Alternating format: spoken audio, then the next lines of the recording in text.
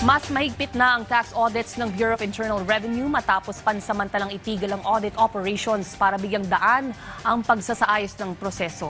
Ang detalye sa ulat ni Denise Osorio. Matapos ang 2 buwang audit freeze, binabalik muli ng Bureau of Internal Revenue at ng Department of Finance ang tax audits sa ilalim ng mas mahigpit, mas malinaw at mas transparent na mga patakaran. Ayon sa BIR, pansamantalang itinigil ang audit operations upang suriin ang mga umiiral na protokol, tukuyin ang mga kahinaan sa sistema at tugunan ang mga reklamo ng overlapping audits at umano'y panggigipit sa mga negosyo. Suspended the audits. We wanted to review the protocols, we wanted to review the processes and see where the vulnerabilities are. And we are now done with the review. The technical working group has come up with the recommendations, and so we are now ready to issue audits. Sa ilalim ng bagong patakaran, iisa na lamang ang letter of authority na maaaring ilabas sa bawat taxpayer kada taxable year, maliban sa malinaw na exceptions. Binuwag na rin ang mga VATAW at VATAS o ang VAT Audit Unit at ang Value Added Tax Audit Section at nilimitahan ang audit authority sa regional offices at large taxpayer service. Maaari na ring i-verify online ang letters of authority sa website ng BIR sa pamamagitan ng Revi chatbot upang maiwasan ang fake at questionabling audit orders. Mayroon na ring Audit the Auditor program upang palakasin ang pananagutan ng mga revenue officers. Tiniyak naman ng BIR na hindi na dapat mangamba ang mga taxpayer sa pagbabalik ng audit operations. With all the new reforms that will be in place now with the lifting of the audit suspension, we are confident that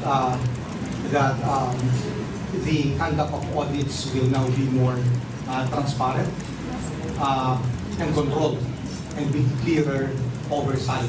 This is something that we studied very carefully, and with these reforms we are confident na magiging maayos na audits natin moving forward. Hindi na po dapat nilang katakutan. Hindi na po nilang dapat katakutan. Para sa Federation for Philippine Industries, mahalaga ang pagbabalik ng audits kung ito ay nakabatay sa data at malinaw ang batayan. Ayon kay FPI Chairperson Elizabeth Lee, kapag pinipili ang audits batay sa data at hindi sa discretion, nagiging mas predictable, transparent at mas hindi madaling maabuso ang tax enforcement, lalo na para sa micro, small and medium enterprises. Ganito rin ang pananaw ni Vice President for Trade and Industry Brian Ang ng Philippine Chamber of Commerce and Industry na matagal nang nananawagan ng mas malinaw na safeguards laban sa audit harassment. The business sector has had several conversations with the BIR on this issue, and they have had many safeguards in place to make sure that this LOA will no longer be weaponized and used as harassment by examiners, especially towards our small and medium enterprises. Gayunman, iginit ng PCCI na mahalaga ang maayos na implementasyon ng mga patakaran, lalo na sa regional at local offices, kung saan kadalasang nagmumula ang mga reklamo ng mga maliliit na negosyo.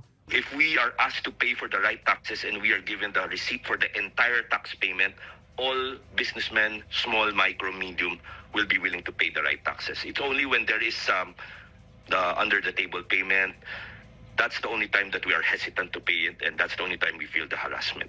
Proper computation, proper assessment, payment na nakaresibo lahat, we will accept that.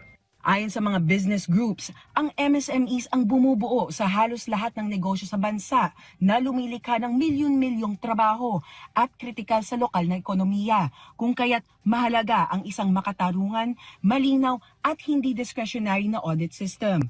Binigyang diin ng BIR na ang mga reformang ito ay bahagi ng DARES agenda, kung saan ang ilan ay kasalukuyan ng ipapatupad habang ang mga digital at monitoring reforms ay unti-unting ilulunsad.